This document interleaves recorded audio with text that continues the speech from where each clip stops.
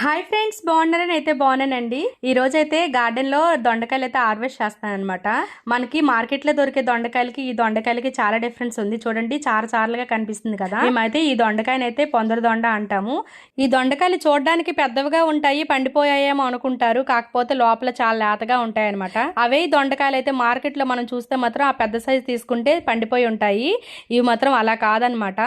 ఎంత పెద్ద సైజు ఉన్నా సరే లేతగా ఉంటాయి అనమాట. చెట్ల దొండకాయలు ఏ మూలు ఉన్నా కూడా ఎదికి హార్వెస్ట్ చేస్తాను. నాకైతే హార్వెస్ట్ చేయడం అంటే బాగా ఇష్టము. చెట్టు వేసింది ఒక లెక్క అయితే హార్వెస్ట్ మన చేతికి వచ్చినప్పుడు ఆ హ్యాపీనెస్ వేరు. నేనైతే 2 days అయితే హార్వెస్ట్ చేశాను. అంటే రోజు పెట్టి రోజు అయితే హార్వెస్ట్ చేశాను అనమాట. అదైతే ప్లేట్ లోది ఫస్ట్ వచ్చేసరికి ఈ రోజు హార్వెస్ట్ చేశాను. ఇది వచ్చేసరికి 2 రోజుల క్రితం అయితే హార్వెస్ట్ చేశాను అనమాట. మన దగ్గర అలాగా వెయిట్ మిషన్ ఉంది కదా, వెయిట్ అయితే చెక్ చేస్తున్నాను ఎంత వచ్చాయంట అనేది. ఇంకా 2 కలిపేసి ఒకే దాంట్లో వేసేసి వెయిట్ అయితే చూస్తున్నాను.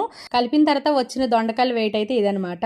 ప్యూర్ ఆర్గానిక్ దొండకాయలు. వీడియో నచ్చితే ఒక లైక్ చేయండి. Bye bye.